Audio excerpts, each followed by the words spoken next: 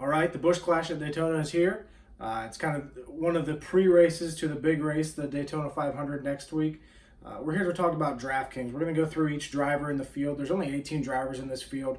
So when it comes to constructing rosters, you're going to end up with 6 of the 18 in your lineup. So strategy is going to come into play big time here.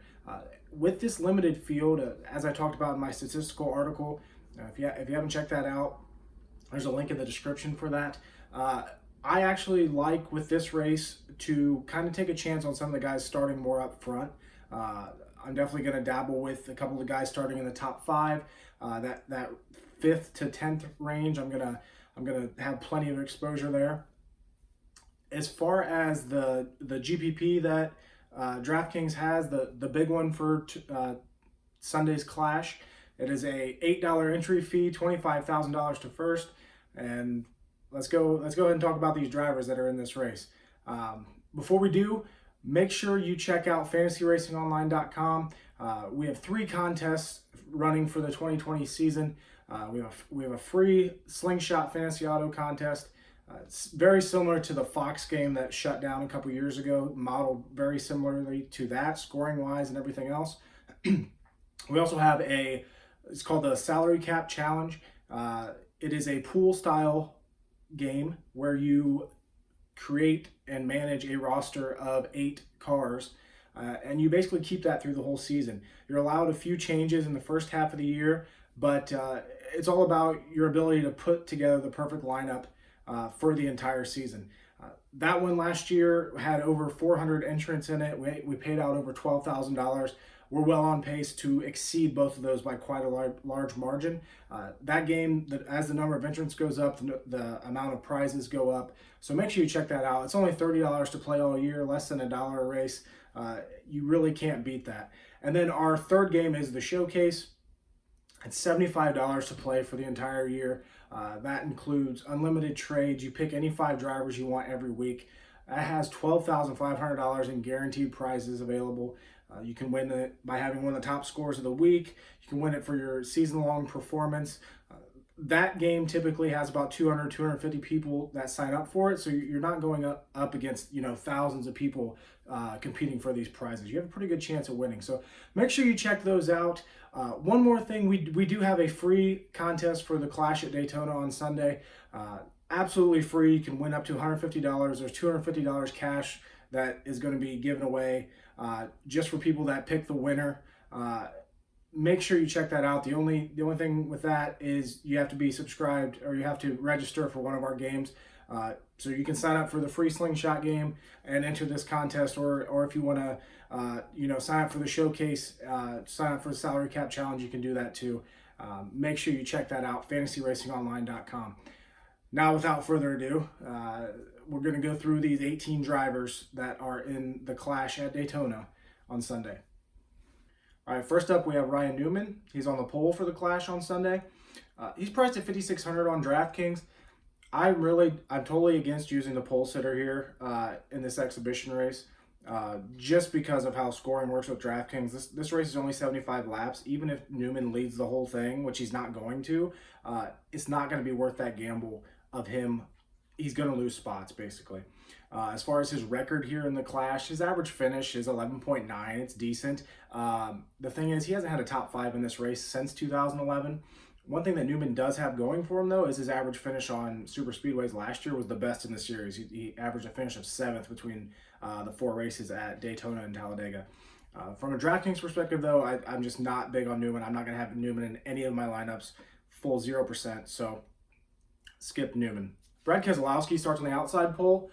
I don't mind having a little bit of Keselowski. The thing is, he's really good at restrictor plates. We all know this. We know that he can lead laps. As far as the damage that his car got on Saturday in practice, that was his Daytona 500 car. That wasn't his Clash car, so we don't have anything to worry about there. The only thing with Keselowski as far as DraftKings goes is just that he starts second. He's pretty much going to have to win to be in the winning lineup.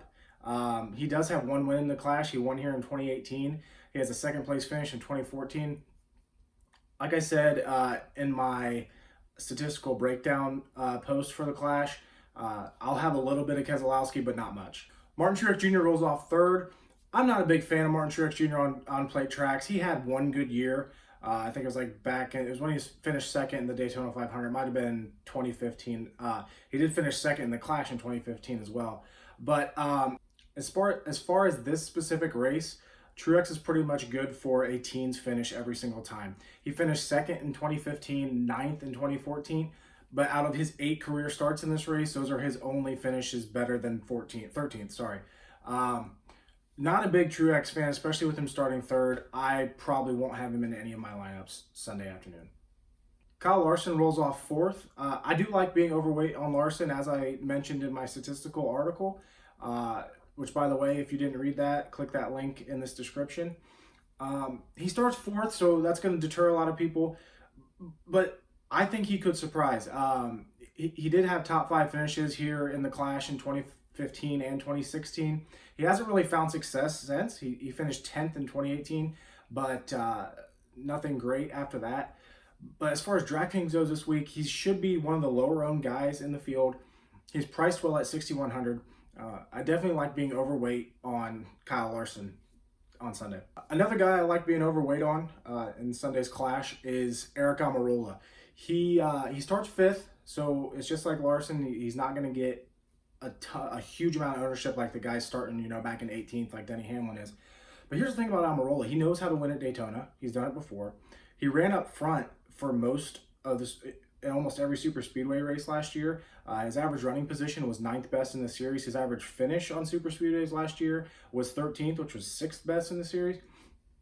Plus, he's got that Ford power underneath the hood. So I really like Almirola. I like him more than Kyle Larson. I'm personally going to have a lot of Almirola in my lineups for DraftKings on Sunday. I think he could surprise some people. He's priced relatively well right there at 6,900.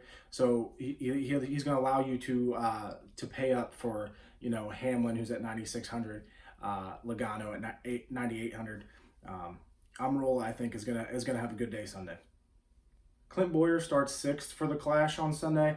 As far as Bowyer in Daytona, he's a much better racer at Talladega. And as far as the Clash goes, he hasn't had a top 10 in this race since 2012. It was his best career finish in this race. It was an 8th. Since then, he finished 20th in 2015, 23rd in 2016, and then 16th last year. Now, with that bad history that Bowyer has, I think that's going to deter some people from picking him in DraftKings on Sunday. So, again, like Almirola, like Larson, I like being heavy on Bowyer here. Starting in 6th, he's probably going to have to finish top 2 to maybe top 3 to make it into the winning lineup. But I think he has a really good car. On the 4th row, we got the Hendrick teammates of William Byron starting 7th and Alex Bowman starting 8th. I actually don't mind either of these guys. I like Bowman a little bit better than Byron. This is Byron's first Clash race. He's priced at 6,600, and I think the people that are going to play the strategy of mostly place differential people and then one or two guys starting in the top 10, I think they're going to automatically or more likely are going to go to Byron in that place, just because he's at $6,600. He's in that range where it kind of makes sense to plug him into a lineup. I actually like Bowman a little bit. Like I said, I like Bowman a little bit better. He was decent on the super speedways last year. He had a great average running position over those 4 races at Daytona and Talladega. His average running position was 13.8. Now, a big part of that is because the Hendrick Chevrolets did qualify very well, and they always do on these big tracks. But this is going to be his 3rd start in the Clash. He has 2 top 5s so far in 2017 and 2019. And I think he's going to have a good day Sunday. So I don't love Bowman, but I'm going to have plenty of them in DraftKings. Kyle Busch starts 9th. Kyle Busch kind of has this reputation in the Clash as being a boom or bust driver. He won in 2012. He finished 3rd in 2014. He finished 2nd in 2017. His other results, other than that, 2016 he finished 16th. Last year he finished 14th. Finished 16th in 2013.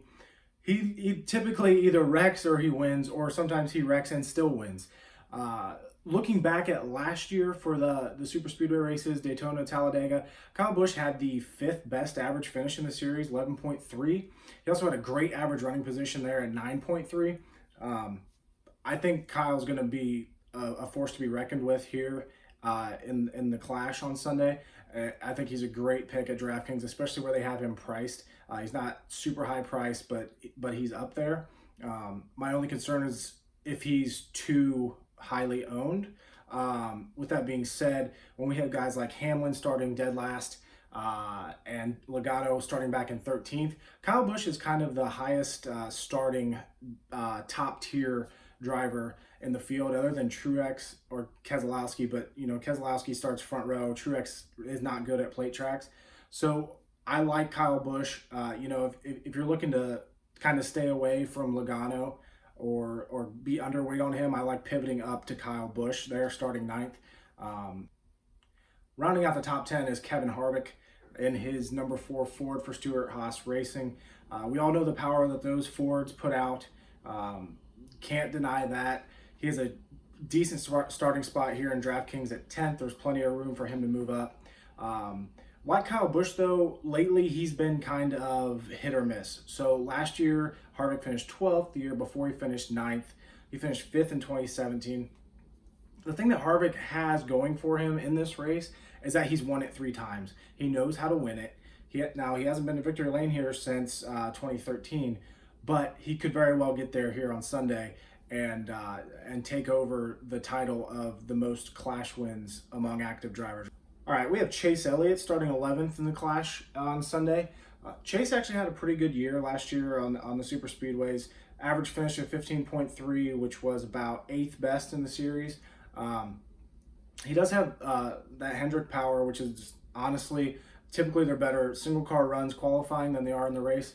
But Chase knows how to get to the front. He knows how to run well. He's finished 7th in 2 of his 3 Clash starts. So him starting 11th, priced higher than Harvick and Kyle Busch, makes me think, yeah, he starts a little bit further back, but I'm going to guess that more people are going to gravitate toward taking Kyle Busch and Kevin Harvick, those big name guys, than they will Chase Elliott. So as a pivot option, I actually like Elliott a little bit more strategy-wise, Jesus, than Harvick and Busch. With that being said, I'm not fully confident that Chase is going to have a good Sunday, so I'm probably going to he's going to be in a few of my lineups, but I'm not going to go crazy low or crazy high on Chase Elliott. Now, Eric Jones is making his 3rd career start in the Clash. So far, he finished 8th in 2018, 20th last year. I do like Eric Jones. The thing about him is he is such a either almost win it or win it, like he did at Daytona in July 2 years ago, or wrecks out. And that seems to be his MO kind of at almost every track, is he's either awesome or he sucks. So starting there in 12th, he's priced really low at $5,900. Whether or not that's going to affect his ownership, it might. I think Jones is a decent play. I don't love it, but at the same time, he's only starting 6 spots ahead of last, so there are 7 spots, however many. Decent play, don't love it. The good thing is the Toyotas did work on race runs during practice, so they have that going. Joey Logano, the highest priced driver in this field for the Clash in DraftKings. He's priced at $9,800 this week, and for good reason. He has finished 6th or better in an all but one Clash race since 2013. Just an absolute fantasy stud in this race. He won it in 2017. Looking back at last year, looking at the races at Daytona and Talladega, Logano had the 4th best average finish, 11th over those 4 races, and the best average running position at 8.5.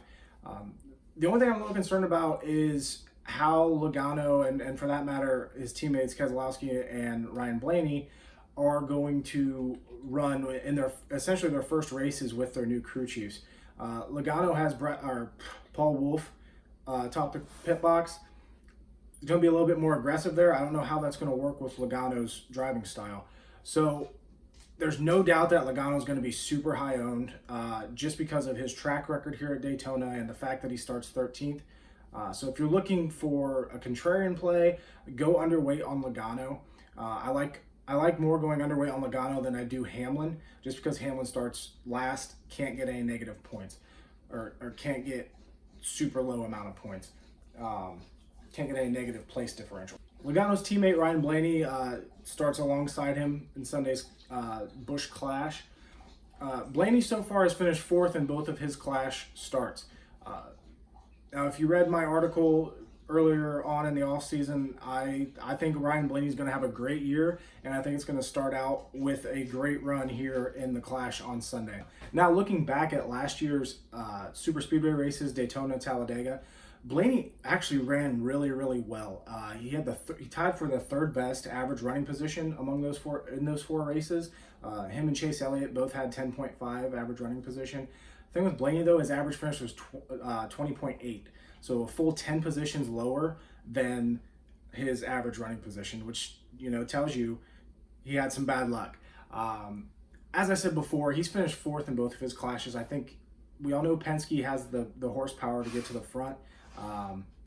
And I think Blaney's going to have a very good race on Sunday. Plus, he's starting 14th, so he's going to get those place differential points. Now, Austin Dillon's another driver that's severely underpriced this week for the Clash.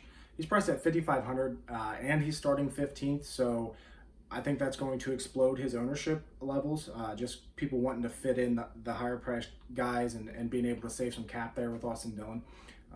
So I do like the idea of going underweight on Austin, but at the same time, he's really good at Daytona. You look at just his points paying races, and he has top 10s in 7 of his 13 starts there, as well as a career average finish of 12.4. Super consistent at this track. As far as the Clash goes, he finished 6th last year, finished 5th in 2018, and then in 2016, he finished 8th. So 3 of the last 4 years, he's finished inside the top 8. He also finished 12th in that off year of 2017. Average finish 9.6 in this race. Unless he gets in a wreck, he's probably going to have a very good points day in DraftKings, and I wouldn't be surprised at all if he ends up in the winning lineup. Jimmie Johnson starts 16th for Sunday's Clash at Daytona. He's last year's champion. He won the Clash last year.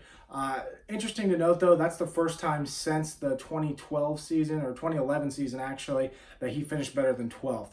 So as far as what to expect from Jimmie this time around, it's probably going to be his final Clash. This is his final full-time season in the Cup Series. I don't really like how the Hendrick Chevrolets actually race. I think they're good as single car runs and in qualifying, but as far as actually racing, I don't think they're that great. As I said before, though, I do like taking the chance with Bowman, a little bit of Elliott.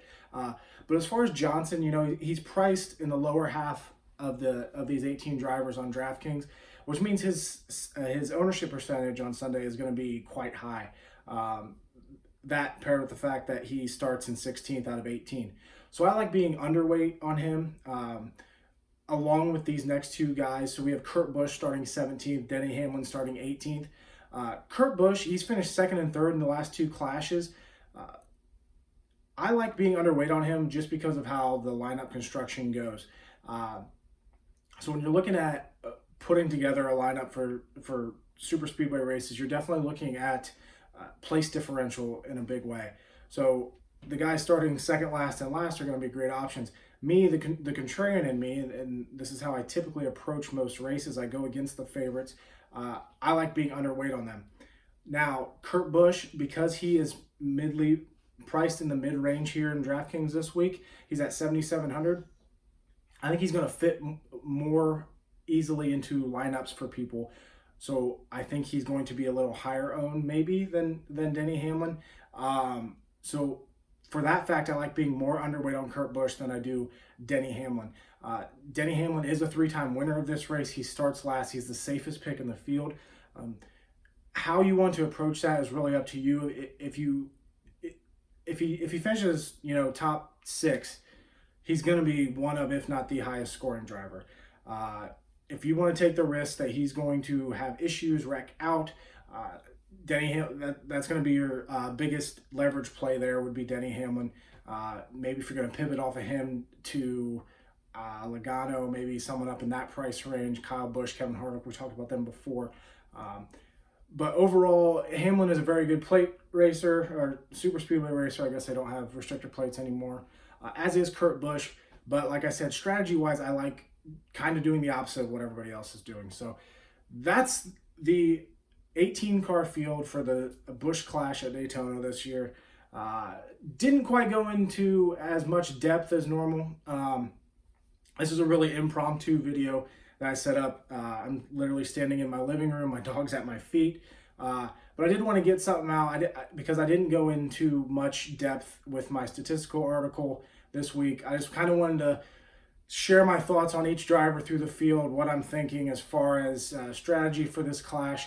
And good luck to everyone playing DraftKings. And make sure you check out, like I said, the games at fantasyracingonline.com. I think you'd really enjoy them, especially if you like those season-long games. They're very great bang for your buck there. So good luck today. We got the duels on Thursday and then the big Daytona 500 next Sunday. So see you then.